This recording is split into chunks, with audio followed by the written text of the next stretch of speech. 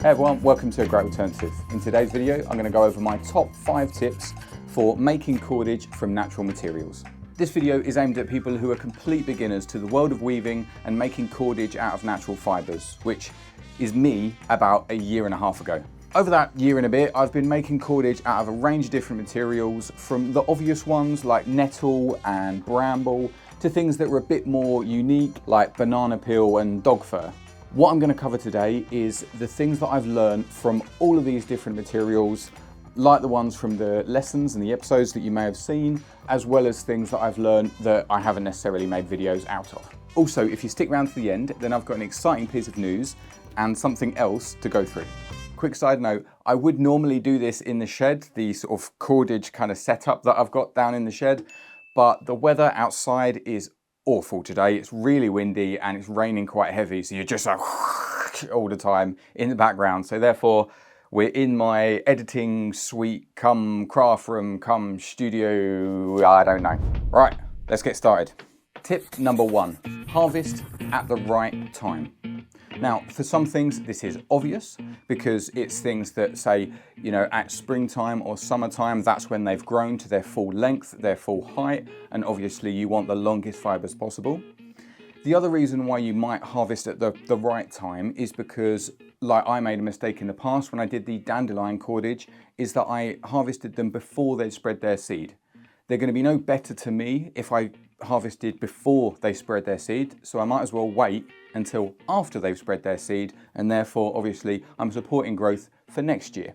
If it's something like spruce root, for example, I have done a video about how to harvest spruce root, where if you harvest it during kind of late summertime, then it's a lot easier to prepare it. And when I say prepare it, I mean to strip off the bark, because all the sap and the juice, the water, the life is running through the root at that time of year. It makes it so much easier to strip that bark off, and therefore preparation is so much quicker and makes it easier for you to make that cordage. Tip number 2, don't soak your cordage for too long. Now, trying to think what would be the best example of this. Banana peel. As a rule of thumb, heat and moisture is good for if you're trying to make something pliable. If you're weaving something out of thicker materials like baskets or things like that, you might want to leave things for sometimes days at a time, or having heated water sometimes, or steam or something like that helps things to make them pliable. But as a kind of extra to this is constant checking on that. So where I made a mistake was with the banana peels, and I dunked them, just submerged them and left them in a bucket of water, probably for only about 15 minutes, maybe half an hour. Way too long.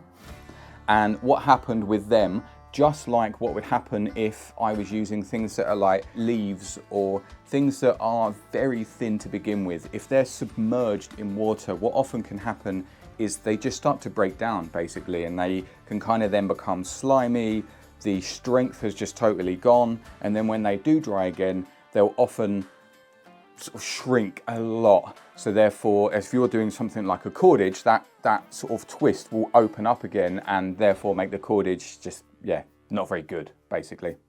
Tip number 3, split into many thin strips. Now, this is going to differ depending on the fibre that you're working with, but as a rule of thumb, again, this is a video for beginners, and that's what I've found. As a rule of thumb, the thinner you can get your fibres before you start twisting, the better. And the better because often it makes it easier to twist them together and to ply things together. It's also better because it makes a more consistent cordage, and therefore potentially create either an uglier looking cordage, but also within that inconsistency, it might be a weakness for that cordage as well. There are varying different ways that you can do this, from literally just tearing and splitting it up yourselves to different ways of carding, and yeah, there's lots of different ways that I'm not going to get into here about how to strip and make your fibres thinner and thinner and thinner. However, as a rule of thumb, the more thin fibres that you're working from, the better. Tip number 4 has not come from me at all. It comes from another YouTuber that I highly recommend, Sally Pointer. It's Sally Pointer's videos that I watched before I started making cordage and making the cordage series on here. And not only did she teach me about some of the different fibres and preparation methods, but also why 2, 3, 4 ply is great and how to do things like that. But the method that for me comes from Sally Pointer, she didn't come up with it, I don't think, but that's where I personally learnt it, which is why I want to give Sally a shout out in this video, is a way of connecting new fibres when you're making your cordage. So, have I got anything that can do it with? The easiest thing is to just do it with my fingers. So imagine you've twisted your cordage together. So you've twisted your cordage, you've got your piece, and then you've got two pieces that you're twisting over. This is for a very simple 2-ply cordage. The way that a lot of bushcraft places, I mean, it's the way I was taught when I first learned cordage in a bushcraft course. This was years ago when I very, very first had a go at it with bramble, was the way you would lay on is over like this. So it would go over, whether it be that side or that side, whatever, it would go over the, well, technically it would kind of go underneath, but it would go across, and then you would just have a piece sticking out like this, and then you would twist that back in over your, imagine your upside down, your arrow shape, your upside down V. The way that Sally did it is, imagine your upside down V, you just lay it fully across. So yes, you might not lay it so that it's the same length either side. You might kind of differ that length ever so slightly, so therefore they don't always end at the same time, if that makes sense. But by doing so and laying it fully across, you have a lot less sticking out, and therefore your cordage is a lot more consistent. Yes, there absolutely is still going to be little bits sticking out, because when fibres end, you're going to end up with little bits stuck out that you just simply can't weave in anymore.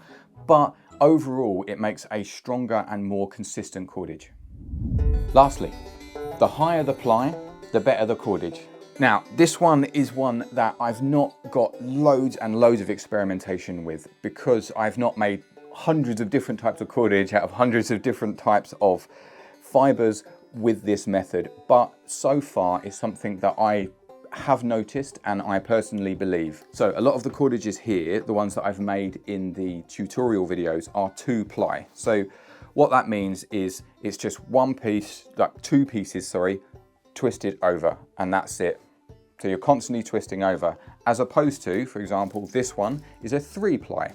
You can also do 4-ply. I'm not sure. I'm guessing you can just continue doing more and more. Yes, of course, it's going to make things more fiddly. You may need other apparatus to start to help you make higher plied cordage, but overall, the reason why I think it's a benefit to, instead of doing 2, maybe do 3 or 4, is for a few different reasons. First up is it makes quite an aesthetic, quite a nice round cordage overall, as opposed to one that has sort of lots of bumps. Totally aesthetic, so whether you agree, whether that works on a project, that is something that I do think is a benefit sometimes, especially when you're doing something like a handle wrap on, say, a wand or a staff or something like that. The round cordage then kind of makes it like a nicer cordage to hold, depending on what you're using it from. Soft rush is a good example of that. The other reason is that, prime example here, is that with this soft rush cordage, this thinner pieces that I started with, but also a 3-ply, is a more flexible cordage than the one that's 2-ply. Again, it's not a greatest example because this is a bit thicker, but in a way this is thicker because I made this as a much more simple cordage. This one's been stripped a lot thinner, which has enabled me to make a much thinner cordage and it be 3-ply. Therefore, this is a much more flexible cordage than the 2-ply one.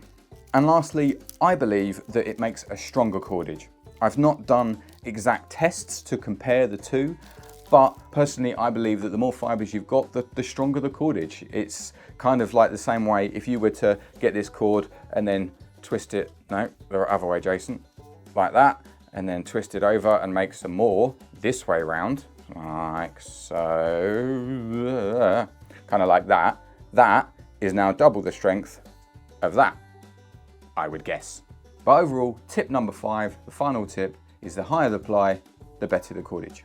If you found those 5 tips helpful, then this would be a great time to hit that like button. Also, subscribe if you're interested. If you haven't subscribed already, a lot of the people that watch these videos aren't also subscribers. If you want to see more videos like this, or you want to go see the other cordage videos, hit that subscribe button and you'll get notified when I make a new video. This brings me on to the cheat sheets and the news, the big news for the channel.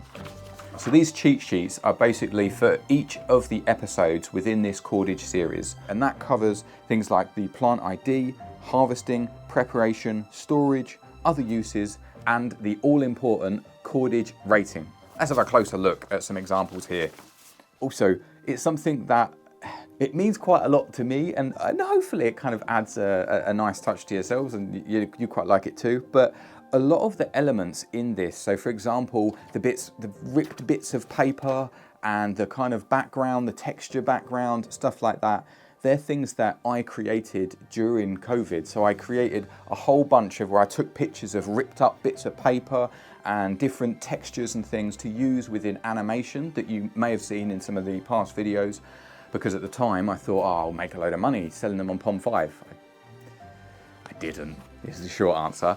But I also made them because I knew I wanted to start this channel, and I wanted to use them because I love that kind of, I don't know, adding a kind of texture, adding a feel to a project. Even though it's video or photography, having something that has, I can't put it into words. What word should I use? It has a, the one thing that I've added to these that aren't in the video is the cordage rating. And that's just my mini evaluation on whether I think these are a great cordage for you. And things that help me choose the rating are things like how they are to harvest, prepare, store, work with, and then the end cordage, whether it be for crafting or whether it be for actual using, for tying things together and things like that. Quick spoiler, banana peel is at the bottom. By far, banana peel. I've made these cheat sheets to coincide with some big news that we got for the channel. I've started a Patreon page? Channel? What do you call it? Anyway, Patreon has been started for yourselves if you want to support us. But what I'd like to do, especially long term, but in the short term as well, is make it as a bit of a space for resources and things that hopefully add value and are useful basically to you guys. One of the first things that I've added is all of these cheat sheets. So they're currently 8 at the moment, but with every new cordage video that I produce, I'm going to be making a new cheat sheet and it's going to be updated onto the Patreon. But not only that, for the next month, as of this video being released, for the next month, these cheat sheets are going to be available to every single person who supports the channel. Whereas after that month, they will move up into the second tier. So from the Enchanting Explorer to the tier above, which is the Fantastic Forager. So if you're able to support us, then right now you can get these for $2.